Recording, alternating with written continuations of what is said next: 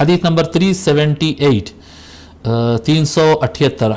حدثنا احمد بن منيع قال حدثنا روح بن عبادة قال حدثنا زكريا بن اسحاق قال حدثنا عمرو بن دينار عن ابن عباس رضي الله عنهما قال مكث النبي صلى الله عليه وآله وسلم بمكة 13 سنة يوحى إليه وبالمدينة 10 وتوفي وهو ابن 63.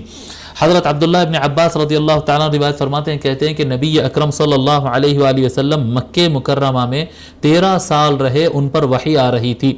13 ایئرز مکہ میں آپ ایسے گزارے کہ آپ کے پاس اللہ تعالیٰ کی طرف سے وحی اور کلام آتا رہا. وبالمدینۃ 10 اور مدینہ شریف میں 10 سال رہے آپ کے اوپر وحی آتے ہوئے.